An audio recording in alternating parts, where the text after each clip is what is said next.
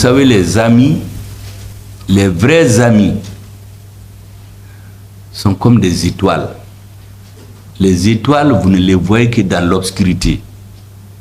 Quand c'est clair, là, vous ne les voyez pas. C'est lorsque tout est perdu. Il n'y a pas d'espoir. C'est en ce moment que vous voyez les vrais amis. Donc, les vrais fils dignes du pays avaient besoin de discours comme ce que vous êtes en train de faire. Parce que ça, c'est les discours qui vont loin. J'ai dit, quand les militaires font la guerre, ils tirent une balle, ils tuent une personne.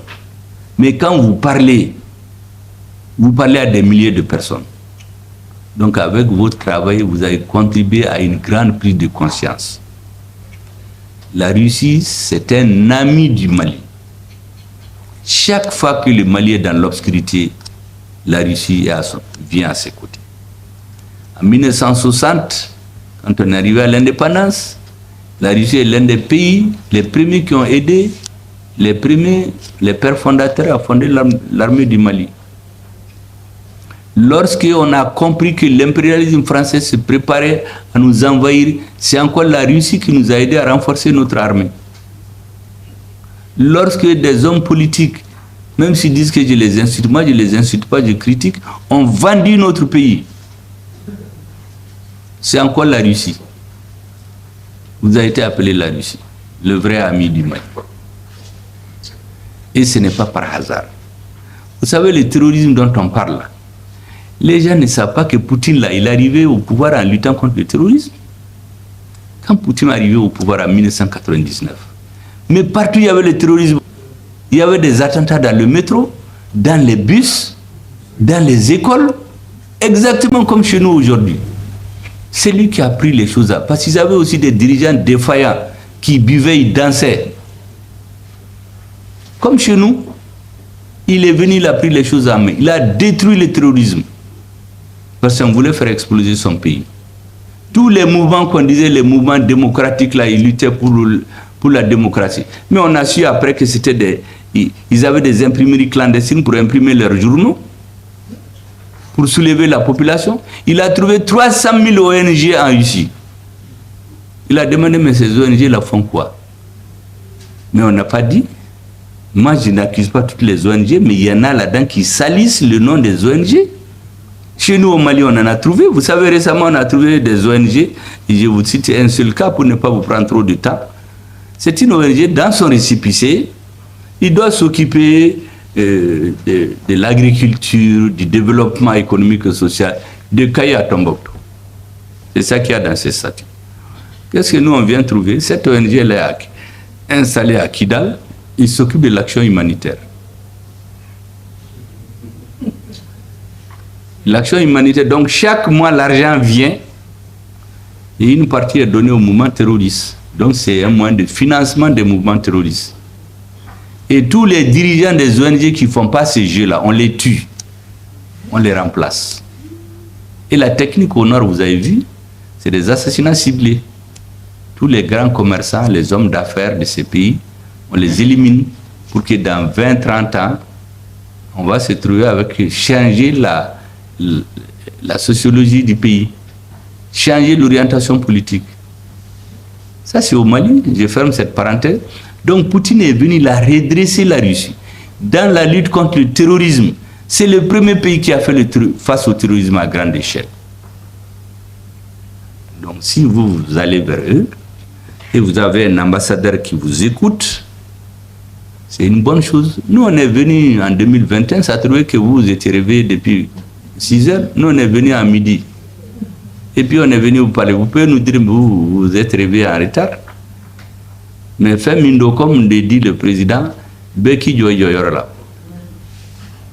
Ce discours-là, moi, je sais le tort que ça fait à certains. Je crois que c'est rentré même dans le lexique diplomatique, dans les dictionnaires laissés en plein vol. Maintenant, là, c'est entre guillemets, c'est devenu même un terme. Au moment où on le faisait, on n'a pas pensé à ça. Et aujourd'hui, tout le monde regarde le Mali. Le monde entier. L'AES, là, les gens parlent, mais tout le monde regarde l'AES. L'AES regarde le Mali. Le monde entier regarde l'AES. Nous avons l'obligation de réussir. Mais pour réussir, Beki Joyorola. Que ceux qui parlent, parlent. Ceux qui sont au champ sont au champ. Les militaires font ce qu'ils peuvent. Il y a 3 ans, si on vous avait dit, pas vous dire, je peux parce que j'ai vu que vous avez demandé ça depuis 2016, le départ de la MINUSMA. En ce moment, beaucoup allaient vous traiter des illuminés. Mais il n'y a même pas 3 ans. Si tu disais aux Maliens qu'on va chasser la MINUSMA, mais les 90% des Maliens vont vous dire que est-ce que ta tête là est bien? Mais quand on a analysé, on a trouvé que toutes ces forces internationales, en réalité, c'est un voile qu'on a mis sur la tête des Maliens, avec la complicité d'une oligarchie. Ils sont riches, ils volent, on leur donne de l'argent, et ils vont maintenir notre pays comme ça. Aux élections, ils vont corrompre les gens pour être majoritaires. Et dans 20 ans, tous ceux qui comprennent vont disparaître. Et il y aura seulement des jeunes vivants qui voyagent. Et on exploite, on amène. Vous avez vu à Kidal? Pendant 10 ans, l'or, Kidal, Intakagao, on exploite. Où va l'or? Personne ne sait. Ça va là où nous on imagine. On prend une petite partie avec la complicité de certains. Vous avez vu le gouverneur qu'on a pris qui jurait fidélité. On l'a pris, le gouverneur de Kidal. Il jurait fidélité au mouvement rebelle. Donc on prend une partie de l'or, on l'amène, on corrompt cette oligarchie. Et c'est eux qui ont vocation à maintenir notre pays dans le servage politique. Dieu a mis fin à tout ça. Quand on a compris ça, on a décidé de détricoter cette affaire-là. On a commencé par Takuba, le dernier né. C'est très facile de s'attaquer à celui qui est faible, non. Il venait d'arriver. On leur a dit, mais qui vous a dit de venir? Du Danemark là. Ils disent non, que c'est Ibeka qui leur a dit de venir. On a dit d'accord. Mais chez vous, quand quelqu'un t'invite, il dit de venir, il faut le visa. Ibeka n'est plus là aujourd'hui, mais qui vous a donné le visa? Il n'y en avait pas, on leur a dit de quitter notre pays. Ils ont dit qu'ils ne partent pas. Mais on a fait du bruit, ils ont quitté. En réalité, on avait plus de 3 autres pays dans le pipeline, parce qu'ils avaient prévu de transformer Menaka en une zone d'entraînement de toutes les forces étrangères, des forces spéciales des pays de l'Union européenne. Ce n'était pas pour le terrorisme. Et quand l'armée malienne veut aller dans ces zones, on leur dit non, c'est la zone d'entraînement de Takuba. Donc l'armée malienne ne peut pas aller sur des parties de notre territoire. On n'avait même pas de simples lunettes à vision nocturne. Quand vous battez, il faut voir l'obscurité. Ces lunettes, on ne peut pas les acheter. On ne peut pas acheter d'hélicoptère. On a acheté un avion de transport avec l'Espagne. On l'a bloqué pendant qu'on a payé l'argent. Donc on n'avait pas d'autres moyens. Finalement, on est allé vers l'ami, comme je vous ai dit, celui avec qui on travaille chaque fois qu'il y a l'obscurité. On est allé chez les Russes. Donc le travail que vous avez fait là, c'est un travail qui peut faire l'objet d'un livre entier. Parce qu'il faut qu'on connaisse notre histoire. Et je voudrais vous saluer et vous féliciter. Ce que les militaires ont fait, ils ont fait la guerre, mais ils avaient besoin de soutien politique. C'est ce que vous avez fait. Ils avaient besoin d'une mobilisation de notre peuple autour d'eux pour aller se sacrifier et libérer notre pays. Nous avons chassé Takuba. Après, on est allé au G5 Sahel. On a déchiré le voile. Le G5 Sahel n'avait même pas d'argent. On partait collecter l'argent dans les pays arabes. Vous savez, quand c'était collecté, les Français, si on collecte 100 millions, ils prennent les 90 millions d'euros. Ils prennent 10 millions, on va peinturer des vieilles voitures militaires en France, on vient nous les donner.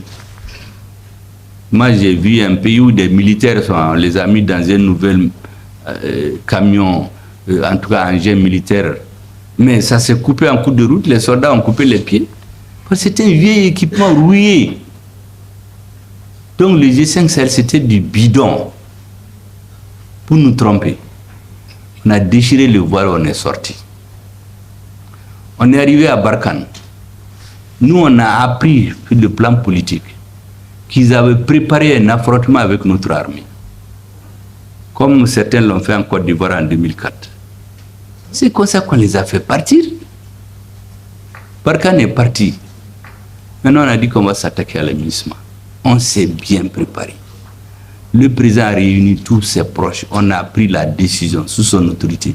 Et notre ministre des Affaires étrangères est allé là-bas. Il a dit quitter sans délai. Parce que c'était des bidons.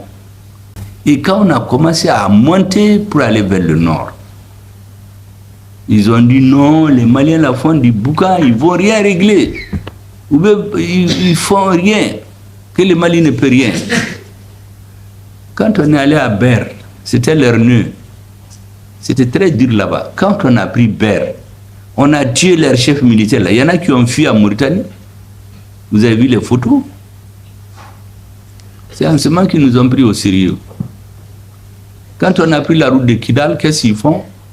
On va voir les services secrets d'un pays que l'on connaît, qui vont attaquer un bateau qui transportait des paisibles citoyens, le bateau Tombouctou. Ça, là, ce n'est pas l'affaire de CSP, contrairement à ce qu'ils disent. C'est des services secrets étrangers. Et vous avez des gens qui prétendent qu'ils sont les Maliens, qui assument ce crime-là. Mais on a lancé un mandat d'arrêt contre eux, c'est des terroristes. Et maintenant, il y a des politiciens à Bamako, périmés d'ailleurs, qui disent, ah, voyez, il faut dialoguer avec eux, il faut qu'on s'entende. On ne va jamais s'entendre. Ceux qui sont dans ça là, ils n'ont qu'à aller attendre. Quand les Maliens finissent leur travail là, ils n'ont qu'à venir, on va leur donner des chaises. Mais pas avant. Des gens qui assument les tueries des Maliens, des gens viennent nous dire d'aller négocier. Mais on n'a fait que négocier depuis 30 ans. Donc les négociations, ils peuvent continuer, mais il faut qu'on se dise la vérité.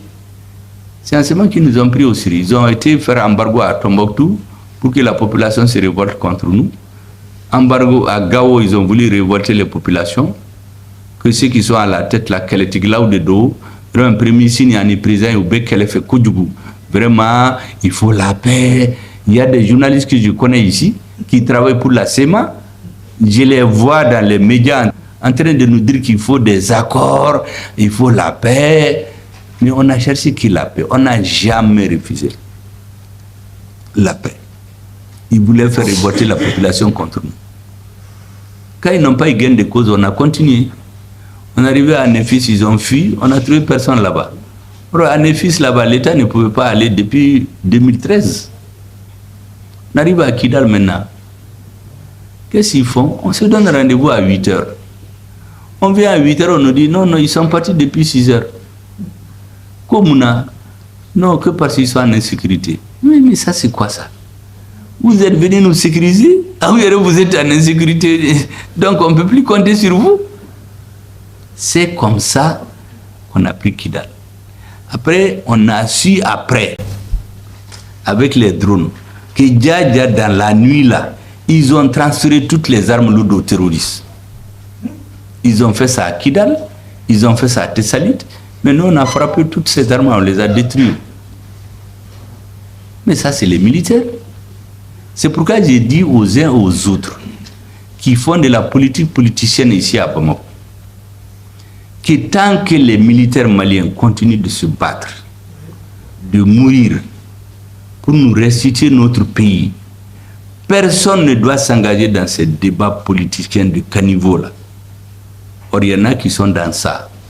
Ils soutient tous les jours, ils lisent les journaux, ils ont les têtes à la une, mais c'est parce qu'il y a la paix. Quand l'autre jour, ce qui est arrivé à Ntenzawatan, quand j'ai dit qu'on a perdu une bataille, on va gagner la guerre, il y a des politiciens là qui se sont levés, que pourquoi le Premier ministre dit ça? Mais la DRIPA a dit la même chose. La DRIPA a dit qu'on est tombé dans une embuscade et que l'armée va reprendre. C'est ce que j'ai dit. On va gagner la guerre. On les a frappés avant-hier. Ils ont été cachés, les pick-up avec les armes là. On les a tous détruits. Tous les militaires qui étaient on les a tous tués. Maintenant, ils sont en train de piailler dans les radios internationales que c'est des enfants qu'on a tués. Mais qu'est-ce que les enfants vont faire là-bas? Mais quand j'ai dit ça, il s'est trouvé, comme je dis, des politiciens qui se sont levés. Ah non, Premier Soukoni, il est contre l'armée, il ne devait pas dire ça. Vous voulez qu'un galon tire? Ça, c'est du mensonge. Heureusement que la DRIPA est venue mettre tout en place. La DRIPA même a reconnu qu'on a eu des pertes en hommes et en matériel, mais on va reprendre. Et c'est ça la guerre. La guerre, c'est comme un nom quand vous grandissez, vous tombez, vous vous levez, vous êtes malade, vous vous levez jusqu'à ce que tu deviens un homme dur. C'est ce que l'armée malienne est en train de faire. L'armée malienne est la seule armée au monde, dans l'histoire, qui recrute, qui forme, qui s'équipe, qui se bat et qui gagne. Les autres se préparent de longue date aux guerres. Mais nous, on nous a obligés à tout faire. On est en train de tout apprendre en marchant. Mais une armée qui fait ça, est-ce que c'est normal que des politiciens viennent dans les villes nous polluer l'air avec des discours toujours favorables à l'étranger? Mais on ne peut pas accepter ça. En tout cas, moi, je ne l'accepterai jamais. Donc, tous ceux qui sont en train de parler politique là, chaque chose en son temps. Quand on n'a pas un pays, on ne peut rien faire. C'est ça l'idée que... Parce que les militaires aussi regardent. Il y a eu des trahisons qu'ils ont subies. Les militaires ont pris des terroristes chevronnés qui ont tué des centaines de militaires. Quand ils les ont envoyés à Bamako ici, c'est des politiciens qui les ont libérés. Et quand ils sont libérés, ils font plus de mal encore à l'armée. Donc ces militaires qui ont vu tout ça, vous ne pouvez pas attendre d'eux qu'il y ait une grande confiance avec les politiques tout de suite. Ce qui fait que la mentalité générale, c'est que les politiciens, tout ce qu'ils font, tout ce que je vous dis là, il y en a qui vont aller dire, ah, politicien, avec Koumanyama, Korobor Kenya, avec un trompé. En réalité, Abba fait que président trompé. Donc il y en a qui ne vivent que de ça. C'est pourquoi vous voyez dans les réseaux des gens qui se lèvent tous les matins, ils viennent attaquer le Premier ministre. Ils tiennent des propos, ils viennent les interpréter. Quand on a fait le meeting l'autre jour, j'ai vu des gens qui ont dit que, vous voyez, le premier ennemi de la transition, c'est le Premier ministre. Ah, le Premier ministre a insulté les partis, il a insulté le président, alors que c'est faux. Donc moi, je vous dis tout ça parce que nous aussi, le travail que vous faites, le fait qu'on voit que notre pays tient, ça nous donne le courage pour parler. Si vous voyez qu'on parle bien là, c'est parce que derrière là, on sait qu'on est bien gardé. Hein. Si tu n'es pas bien gardé là, tu ne vas pas avoir le verbe haut. Hein. Et personne n'a bien mangé. Si on n'a pas mangé, on n'est pas en sécurité. On ne peut pas bien parler. Ce qui vous met le courage là, c'est ce qui vous parle bien. Et c'est ce que vous êtes en train de faire. Vous êtes en train de redonner confiance au peuple malien. Et la confiance, je vous assure, quand un peuple a confiance, il peut tout faire. J'ai expliqué à beaucoup de gens, quand un jeune des grands pays là naît, vous savez, dans les écoles, on leur met dans la tête que leur nation est la meilleure. Et l'enfant grandit comme ça. Chez nous, donc, depuis le bas âge, on nous travaille le cerveau pour être des êtres inférieurs. Avec cette occupation, c'est la même chose. Mais le GPM, vous êtes venus, depuis 2016, vous avez demandé le départ de l'aménagement, qui ne s'est réalisé qu'en 2023. Moi, depuis que j'étais Premier ministre, les gens du M5 l'ont demandé. J'ai dit à tout le monde, attendez, d'ici 1-2 ans, Inch'Allah, on va réunir les conditions pour le faire.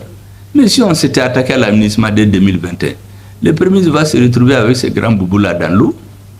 Il ne pourra rien faire. Mais on a détricoté le tissu malveillant là qu'on a mis sur la tête des Maliens. Les militaires maliens ont été à hauteur de mission de l'histoire.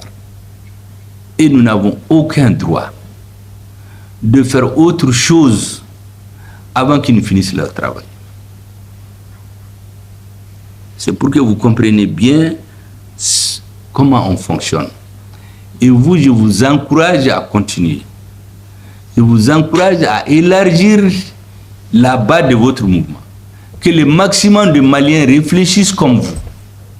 Il y aura toujours des gens qui vont être contre vous parce que les Occidentaux, vous savez, ils gardent toujours des liens. Récemment, il y a un pays qui a rompu les relations avec le Mali.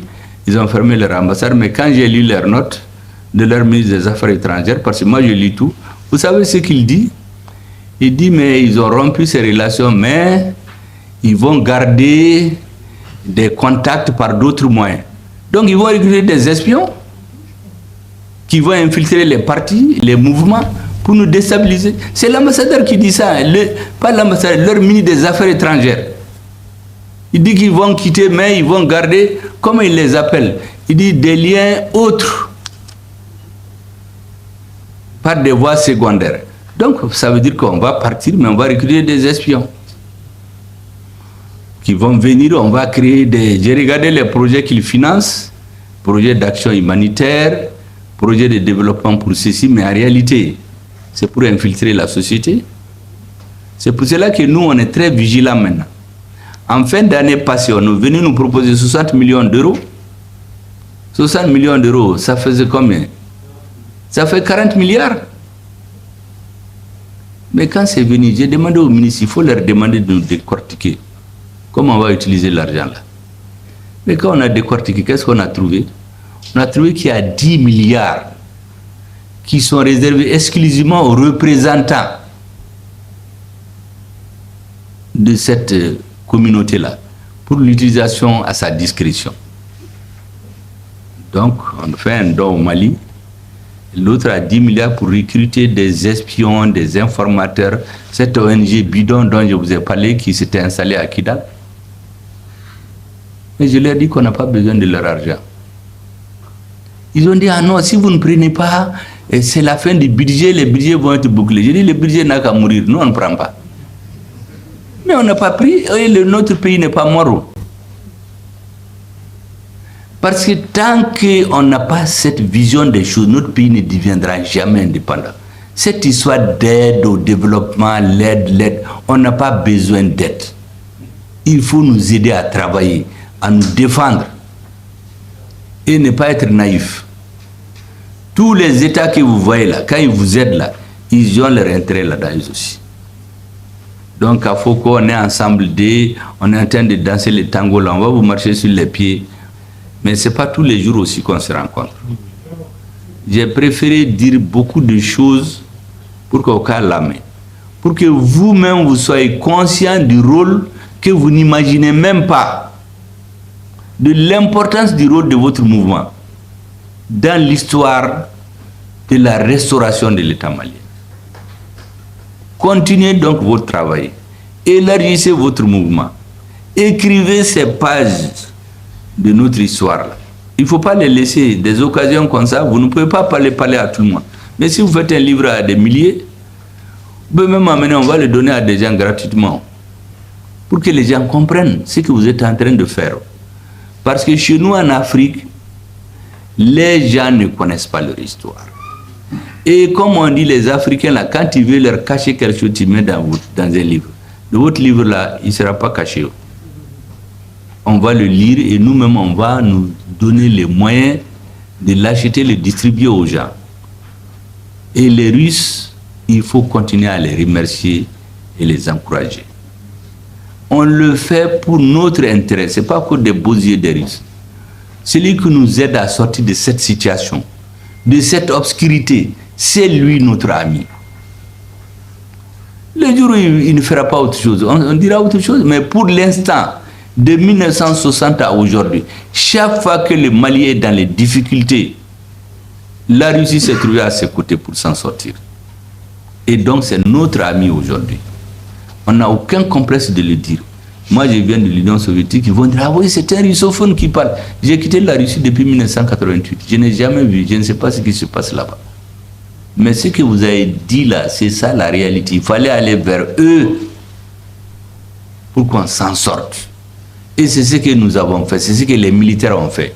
Les militaires, là, je vous assure, s'ils avaient accepté ce que les anciens colonisateurs là voulaient, aller se mettre sous leur protection, ils n'allaient jamais leur dire de quitter le pouvoir. Ils allaient leur dire de rester coudaille tant qu'ils veulent. Mais ils ont refusé. Tous ces bouquins que vous entendez là, un coup d'État, illégitime, gouvernement, tout ça c'est du pipeau. C'est parce qu'ils ont refusé d'aller se mettre sous leurs ailes.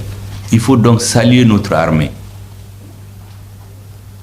Les représentants de l'armée, je crois qu'ils ont rempli leur mission historique. Il faut qu'ils continuent à la remplir. Tous ces gens qui font du bruit autour de nous là, il ne faut pas les écouter. En tout cas, nous, notre ligne, c'est de ne pas perdre de vue le Mali. Et c'est pourquoi je dis à tout le monde, dites toujours la vérité. Respectez celui qui est à la tête de l'État. Aimez notre armée. Travaillez et faites ce qui est bon pour notre pays. Ceux qui vont chercher à nous mettre les bâtons dans les roues, là, ça ne finira pas. Toutes les grandes nations là ont été construites comme ça. On n'a pas il y a un groupe de gens déterminés. C'est ce que vous êtes en train de faire. C'est eux qui tirent la locomotive. Et vous, vous êtes une locomotive pour l'écriture de la nouvelle histoire du Mali. Et mes félicitations pour vous tous. Merci bien. La séance est levée. Maintenant, c'est à vous. Réagissez en commentaire, partagez vos réflexions et vos idées. Si cette vidéo vous a éclairé, n'hésitez pas à l'aimer et à la partager avec vos amis. Ensemble, nous construisons l'Afrique de demain. Restez connectés sur Afrique Diverse TV pour encore plus d'informations et de débats passionnants. À très bientôt.